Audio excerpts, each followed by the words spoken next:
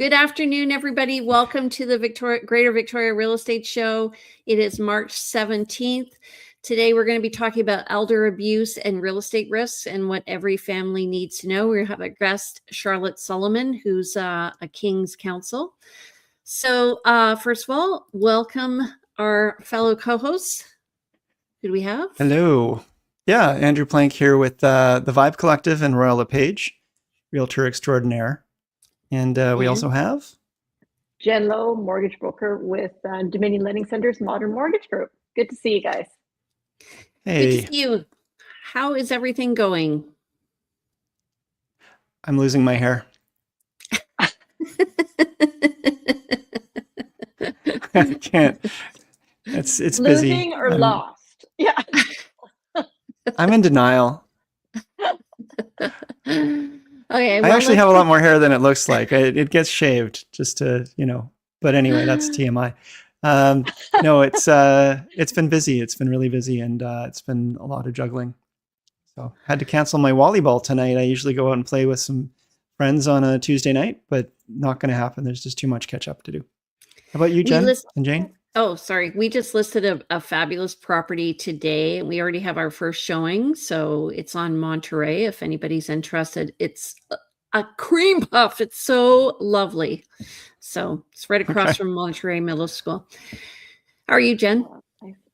Good. Yeah, it's slowed down for me a little bit as far as purchases go, but I'm really busy with refinances and renewals right now. Oh, good. Okay. Yeah. Good. Well, you'll get busy. You'll get busy again with those buyers. I know they're out there. Mm-hmm. Yeah. So there's a bit of a delay on my end. I apologize, you guys. So that's why things are appearing or sounding a little kind of hesitant. But anyway, let's get started with the show. So we're going to be talking about protecting seniors from elder abuse. And again, the guest is Charlotte Salomon. She's with Infinity Law Group, and Charlotte is a bit of a prodigy. I think she went to law school when she was 19 years old. So she's one of those people who, is brilliant. So welcome, Charlotte. How are you? I'm wonderful. How are you? Awesome. So first of all, so we're going to be talking about seniors. We have all gone through this, I think. We have seniors in our families. We're of that age. We're kind of the middle, what do you call it? Like a sandwich generation.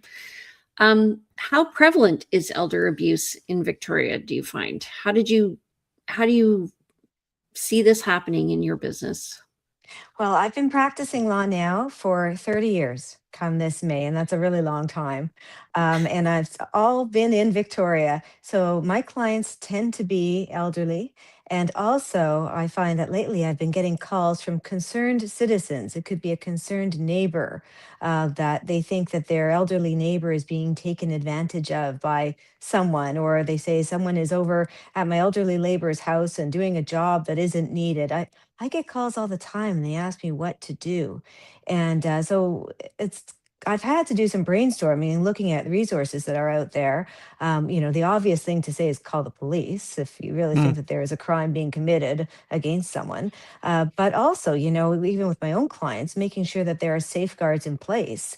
And but it does get tricky. I mean, there are various scams out there. I can give you a description of them. I mean, there's telephone ones where they call up an elderly person and just try to get them to give their credit card number over the phone, saying they're with a bank, or even email scams that we could all get, caught up in, not just seniors, but all of us, where they steal our personal information if we click on a link. But it's the home maintenance scams that really make me sad. I mean, I had a flyer the other day in my own home from a company saying, we've observed these problems on your house. And it looked like they had filled it out just for my house. But on closer observation, you could see that it was a scam. It was like a photocopy. And they were telling me I had a certain type of, siding on windows on my house that I didn't have. And I'm thinking, if I wasn't that astute and if my home wasn't relatively new, I'd actually think, wow, there's something really wrong with my house. So I sent that along to the Better Business Bureau. And they were very interested. And they said, thank you. We're going to follow up on this right away. Because you're right. This is not what should be given out to people. So there Hmm. are lots of scams out there. But, what I deal with as a lawyer in trying to help people is preparing documents, like a power of attorney. Which is something that helps out a senior eventually. So when someone still has capacity, they do their testamentary documents, the will, the power of attorney, the representation agreement, to speak for them when the time comes that they don't have capacity to speak for themselves anymore. So how does somebody choose that power of attorney? The- So how- usually it can be the oldest child or a child of the Mhm. family or the responsible one, but I know you act as power of attorney for some people. So how do people? Sometimes. Yeah. I would rather someone have a trusted relative or friend act than a lawyer or a law firm. It's not really something that's, our forte, and it's a lot more economical if someone else acts as someone's power of attorney. But obviously it has to be someone trusted, but most importantly, it has to be someone Canadian and hopefully in British Columbia, because a lot of the British Columbia banks are getting really picky. And Yeah. unless you have the ID with your exact name and a residency in British Columbia, they may not accept a power of attorney nominating someone outside of British Columbia to be your attorney. Jen? Huh. Quick question. There's two types of power of attorney. Now, I don't want to like get too deep in the weeds, but there's a general power of attorney, and then there is a bank power of attorney. Well, not What are the really. different? So No. there's no difference there, but what you see a difference is there's something called an enduring power of attorney. And I think that may be what you mean. That's the main power of attorney. That's what the banks want to see. And then there is something, a power of attorney that only comes into force when something happens. Like if Okay. I am in a coma, then this power of attorney applies. Like Right. that is not the type of power of attorney we want to drop for clients. We want clients to have an enduring power of attorney. And Something where so it's clear. you also have to designate that if it's regarding real estate, that it's within the power of attorney, correct? Yes, all of our powers of attorney do say that. So they can be used for real estate when we do an enduring power of attorney. And how it's used for real estate is it's actually filed in the land title office. And so it does go in there. So in the future, if someone needs to sell their house, the person named as the power of attorney can sign off on the sale. Is And that that's true of very every helpful. power of attorney that allows for residential? Because that's not I've never seen or heard of having to go to land title office to find a copy of power of attorney for selling a home. Is that? Well, it's something that the conveyancing firm, the firm that's involved in the sale of the home, will Mhm. ask for and file, because quite often we have people moving from out of province Mhm. and they can't be here to sign the sale documents. So they would nominate someone else to sign the sale documents for them in their absence. Right. It's just a lot easier because unfortunately, during COVID, we were able to do remote signups as long as the person was in Canada.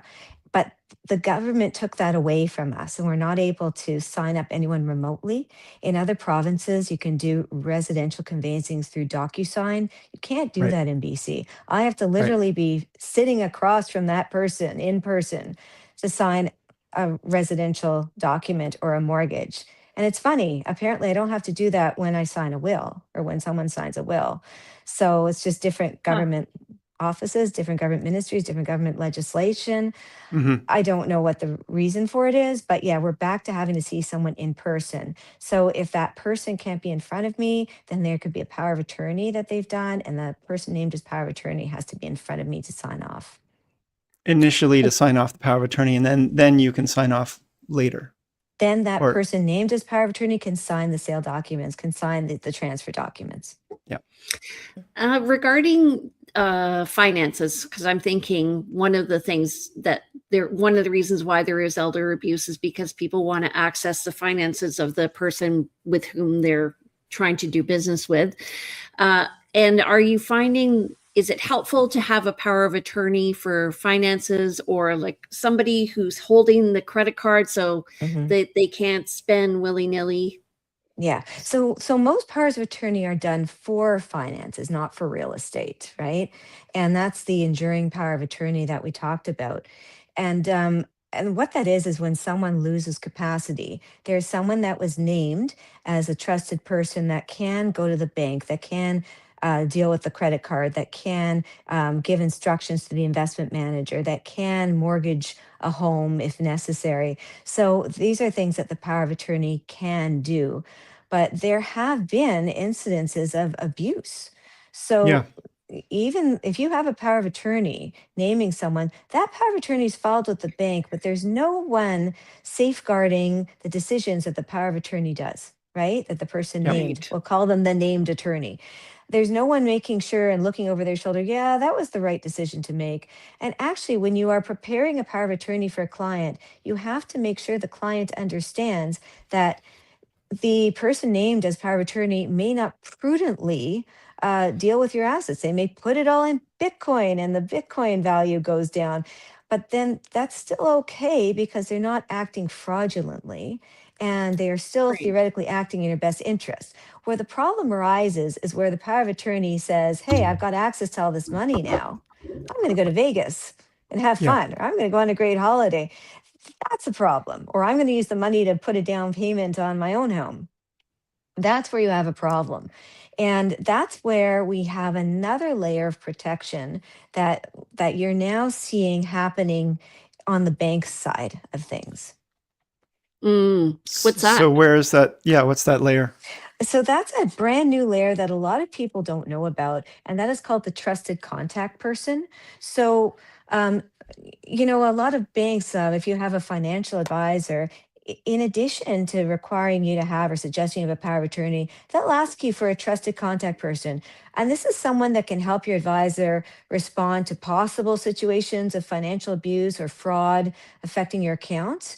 And then also the advisor can check on your well-being if for some reason they notice your credit card isn't being paid off on a monthly basis, or they see that the mortgage payments are not being made. They have someone that they can turn to who is someone else other than a power of attorney. So just another extra layer of protection. But it's That's great. important to know this trusted contact person doesn't have the power of the person named as a power of attorney. Right. Is Hmm. there any time where there would be the trusted contact person would also be the power of attorney? Or we're talking like, yes? That is not suggested. The bank Mhm. specifically asked for a different person, just so there is Mhm. someone else that can look over the shoulder of the person named in the power of attorney. Gotcha. Yeah.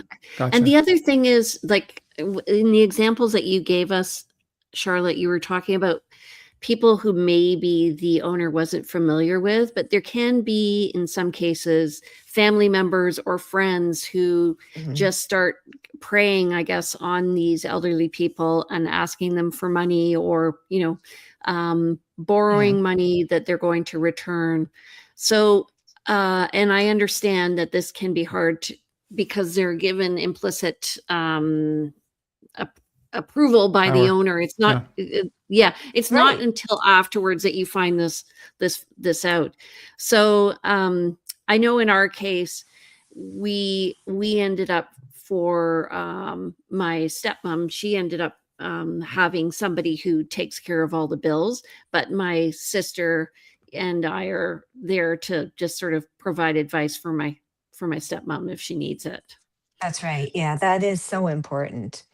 Yeah. Yeah. And there's also the issue of property too, right? I mean, you could see someone taking advantage of a senior and getting them to sign a transfer form, putting the property in the senior's name and this other child's name. And maybe Mhm. it's something that the parent isn't really considering the full ramifications of.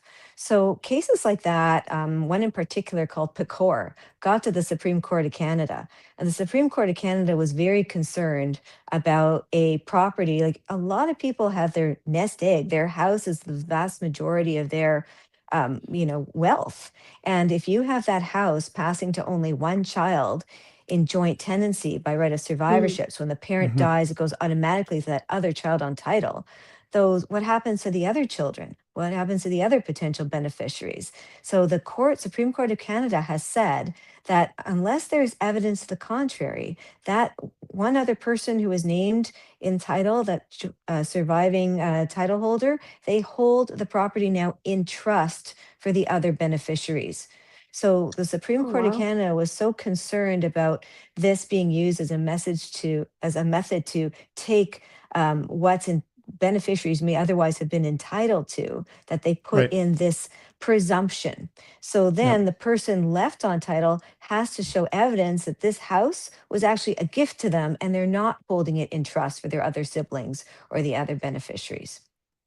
I want to So, take oh, go ahead. sorry, I just want to take a step back and say, and we all deal with people of various ages, but there is what we're trying to do here is really protect the elders from abuse, and we're talking about coercion. We're talking about within the family abuse as well as outside the family abuse right now, and there's it sounds like the mechanism of a power of attorney is a useful tool, but it also can be a weapon.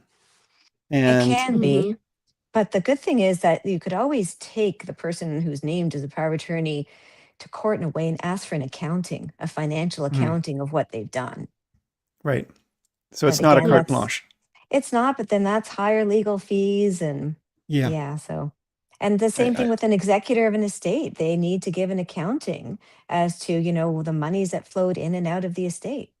I Are feel you like finding? communication Oh, is sorry. such a big piece with the family, letting everyone know what you're planning to do before you sign up for Definitely. a power of attorney. Like Transparency. before you give one of the siblings power of attorney, talk it Yeah. through with the whole family. Yeah. That's Sorry, right. So guys, when I'll step someone back. comes into my office and has, I guess I would call it unbalanced instructions, that either they want to inherit only one of their children or disinherit another one, I sort of ask, or give only one child the power of attorney. Do your other children know about this? Do other people know what's happening in this will? And do you want me to give a copy of this will to anyone once you've signed it? Those are good questions to ask. To save the lawyer from a big headache afterwards. And as lawyers, we have to make very conspicuous notes about all of these discussions, because someone may still challenge the will and saying that the person lacked capacity when they signed their will, and that's a whole other conversation too.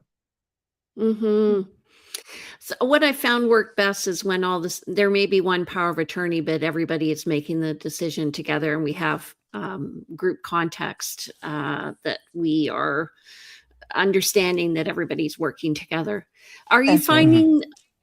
So you mentioned about one person being on title or the child sharing the property with the parents. I actually have some situations like that where they're trying to avoid the property transfer tax or the death The taxes or whatever probate. Yeah. probate fees. So is that a successful strategy to both protect the parent and also protect the financing? I think it's fraught with difficulties. You really need to have good accounting advice before that happens. And I'll give you a quick example, is that if a child puts themselves on title with their parent, that child is now an owner of this property that isn't their primary residence. So then there's tax consequences possibly to that child when the property is sold. They may get dinged for the increase in value of that property and have to pay tax on it because they can't claim an exemption of personal residence. Right. Capital gains might apply on their portion of ownership. Yeah. That's right. And so that's an issue. Also, they would also not qualify anymore for the first time home buyers benefit because they're already on title on something. Yep. I've seen somebody do that to his sister. So because she didn't have full mental capacity and he took advantage of it. And I was not their good. realtor at that point. I just found out after. Right. I'm just curious that the Supreme Court of Canada decision that you were mentioning there, how long ago did that come through? I think it was about 5-6 years ago now.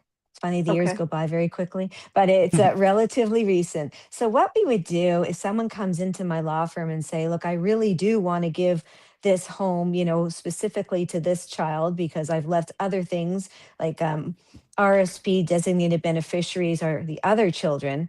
How do I do that without this presumption of resulting trust? So a Right. presumption that this child holds it for the other children. We would do some evidence, like a deed of gift, and have the person who owns the house, the parent, sign over that I am specifically giving this house to my child as a gift and not to hold in trust for my other children. So again, Oh, you need okay. legal advice. Yeah, Properly documented. Yeah. right. So is there a resource that people can use that would be helpful for children or parents even of people who are not maybe a full mental capacity that they can access that we can add on here on for people to look at? Well, I mean, I think as far as resources, I just want to bring everyone's attention to a relatively new resource. It's called the Canadian Centre for Decision Making Capacity. So, the Canadian Centre for Decision Making Capacity. And if you look that up, that's all talking about incapacity literacy. So, quite often you have a senior or a parent with dementia. And the question is, have they now lost all ability to make decisions for themselves? Have they lost the ability to make a will, lost ability to sell their home or to deal with their finances, make a will, make a power of attorney, make a living will, like a representation Mhm. agreement? And the tricky thing is, there's no one test for capacity, for legal capacity. There are tests for mental capacity from a medical point of view. You could do the MOCA test, where you have to draw the numbers on the clock. But lawyers don't go by those tests. We have other tests. Mm. And there's no one test that fits everyone. So someone with dementia can sometimes think that they're, back to being a child or what have you, and not have an air of reality. But there are these glimmers of reality that people with dementia have. So Mhm. just because they got a medical diagnosis of dementia doesn't mean that they're totally out of luck if they haven't done any planning before, and that this is the time to put someone else in charge. So that's what the Center for Decision Making Capacity comes into. They want to establish a universal test for capacity that everyone can agree on. I mean, I Mhm. think that's a very big project, but it makes a lot of sense because some people lack financial literacy, but they may still be capable of doing a will. And maybe they never had financial literacy even before they had dementia. They never had it. So Yeah. it's a continuum. It's not yes or no that you have capacity or not. It's a continuum. I, I find as we get older, as time moves on, the world gets more complicated. I can see. I mean, I'm 55 now, so technically, I can buy into a seniors complex myself. But as I get older, and the world continues to evolve and get more complicated, we've got AI now and a lot more. The ability to take advantage of people is becoming. It's becoming a lot easier to take advantage of people, and it's becoming a lot harder to tell truth from fiction. Mhm. So I can just see how it would have been hard even for my parents and my grandparents as they moved into a world that got more and more modern in their own times, relatively speaking. So we are all going to be dealing with this, and we need to be ahead of it. And there's so many different forms of abuse too that you deal with, and I guess that we want to talk to. I mean, we called this elder abuse. There's lots of forms of abuse out there, and if folks are experiencing any form of abuse, I invite you to reach out for help if you think you're being abused in any way, physical, mental, emotional. And that first step is the police. I mean, if you Yes. think you're being abused or you should call the police department about it. And they get calls like this all the time, and they do wellness checks on people. Thank you. Yeah, because that's a piece we want to make sure we touch on here. Mm-hmm. I have a question around the what's it called again? I just blanked on it, but the secondary title on a piece of property. You can pull your certificate, your Certificate of indefeasible title, that one. Thank you. Yes. Hopefully we And don't see those anymore. I don't want to see those anymore because quite often, it used to be that when you used to go and have a property that's being sold, we used to look at the title and like, uh-oh, someone's pulled it out. pulled out this title, and the house cannot sell again until it's put back, That's in true. land titles, or we have to make a very complicated court application to have a replacement done. And I yet back in the haven't, day, that was one way of protecting that's right. against someone selling a home out from under someone who may have Yeah. been compromised mentally, emotionally. Yeah, but now there's Uh, use of liens, more yeah. often. No one takes out the title anymore. It's very rarely done. It's just, I haven't had to do that type of application to the court in 10 years. Hmm. Yeah. Yeah, I know Okay. it's more. I had it in one yeah. of my first listings and I was like, I thought this was a myth. And how many years ago was that, Jane? 20. Exactly. Right. I too can park in the seniors parking at close to Yeah. the door. I think we all can, other than Jen. Well, that with the 55, all of a sudden, yeah, that just makes it, that's really not very far away from me. So senior discount, yeah. Is there anything else that we need to know about elder abuse and how to protect our loved ones? I think the best thing to say is to stay in touch with your loved ones. Always make sure that you check up on them.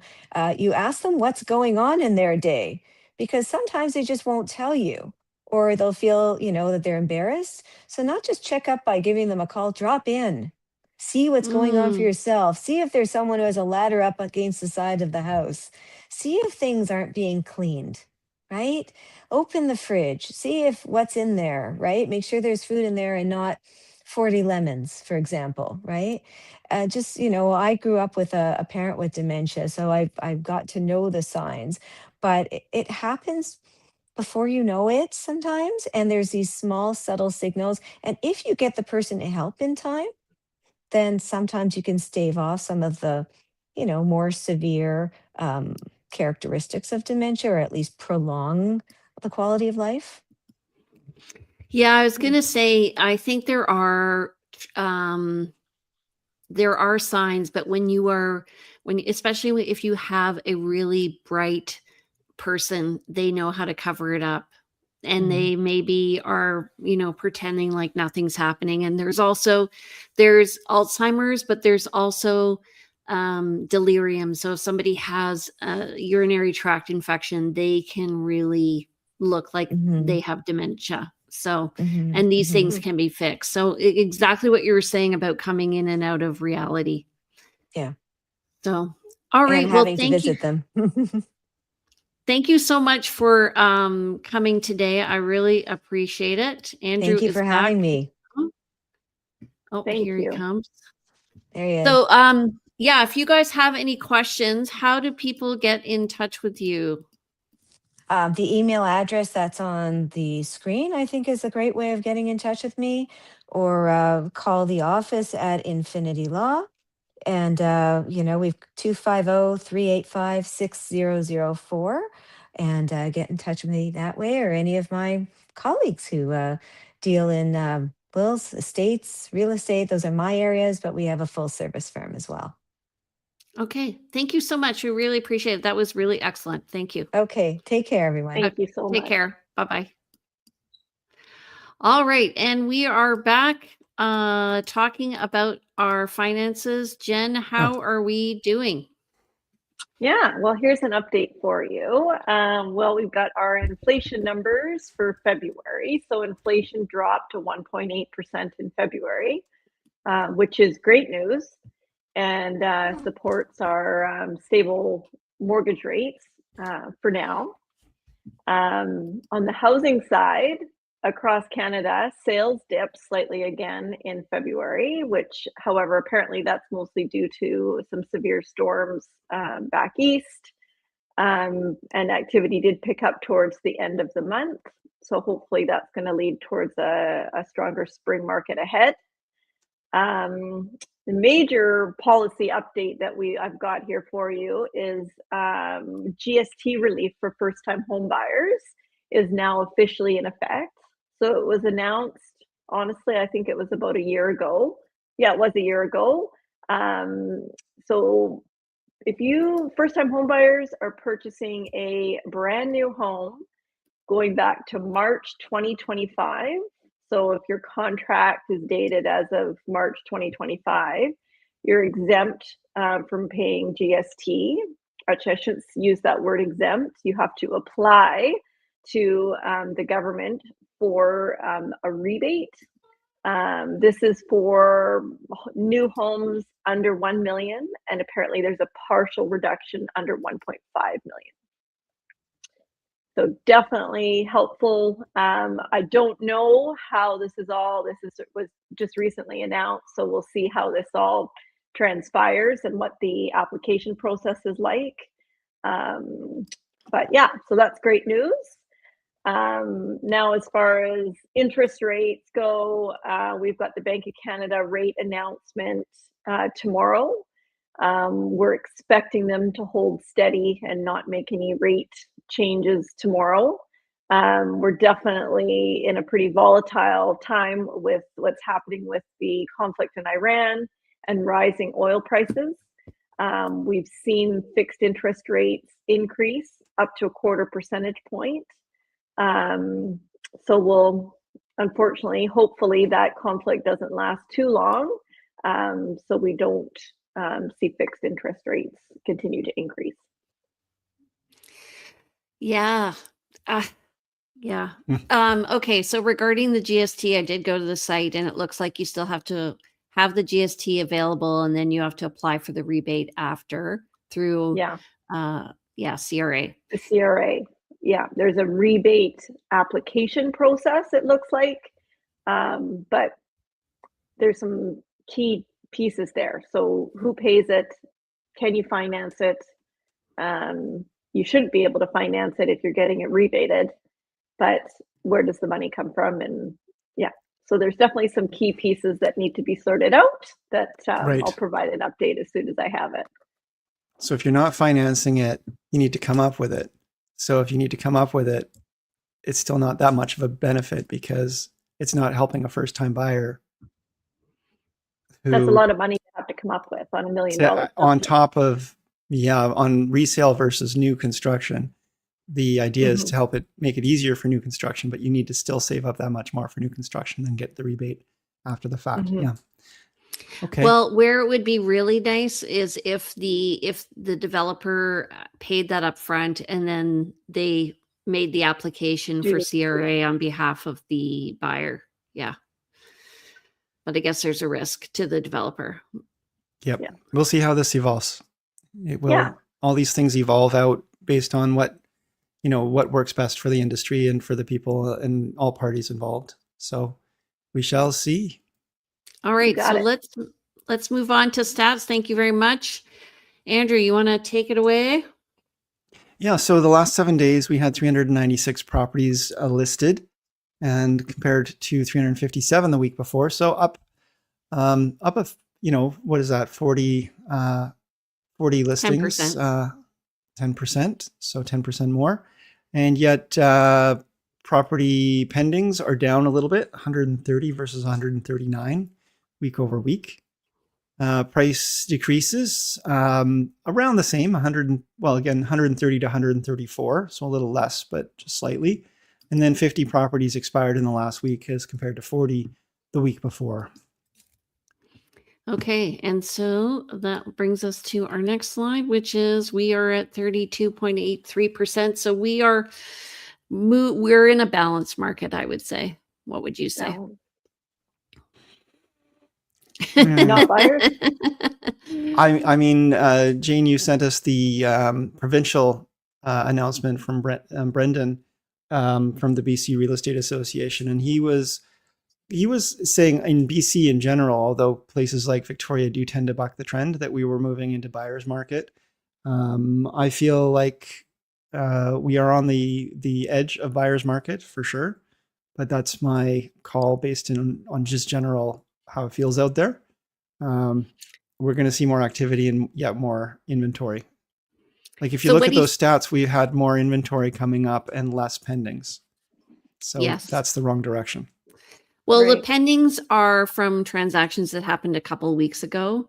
I do expect it'll be slower because a few things. One is we are also expecting bad weather this week with a lot of rain. So I imagine people will stay in a bit. But also, it's March break. And so typically that's not going to be our busiest month. It'll get busy slightly after. But also, he said that, and I'll put the link in here. He said that, and who he is. Sorry, Brendan from the Ogdenson. BC. Yeah. Real estate. Yeah. Yeah, from our provincial BC Real Estate Association. Yes. Yeah. Sorry, Yeah. I'm having a blonde moment. You're having brain stuff today. Okay, Brendan from the BCREA was saying that things are down, especially on the mainland. I think they're almost down 10%, and this mirrors what's happening in other major centers, but Victoria looks like it's pretty solid.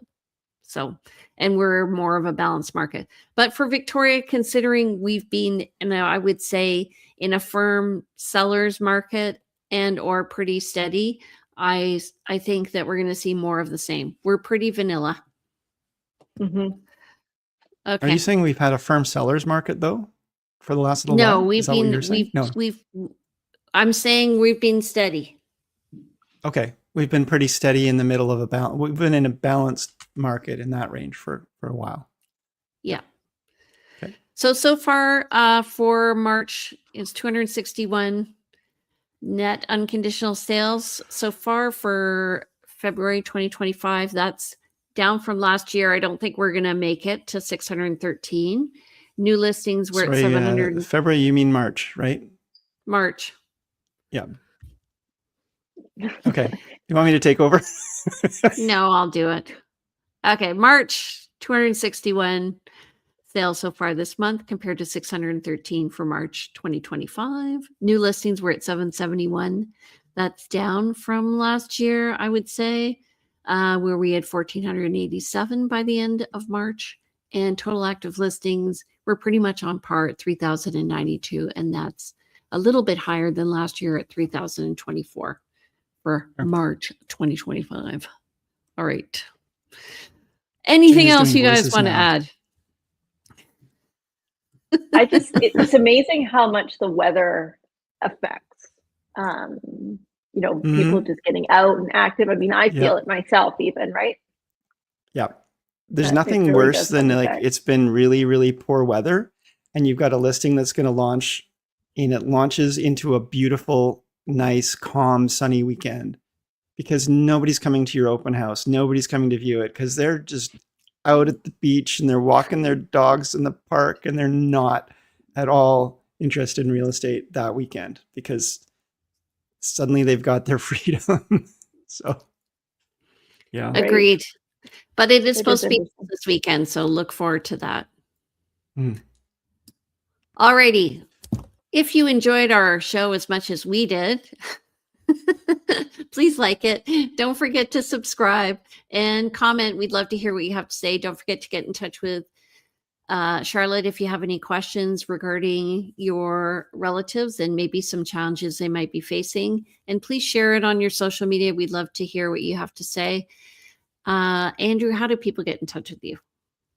I'm Andrew Plank. I'm with the Vibe Collective at Royal LePage, and our team is available to serve you. You can check our website at realvibe.ca, or my website is andrewplank.com, and we've got lots of resources there for folks with questions in real estate, or just give me a call. So that's great. Thanks. Okay, and Jen? I am at 250-217-4925, and my email is jen@jenlo.ca, and my website is jenlo.ca. Okay, and if you need to reach me, I'm Jane Johnston. I'm with the Briar Hill Group at Remax Camosun. My number is 250-744-0775, and you can reach me at jane@briarhillgroup.com.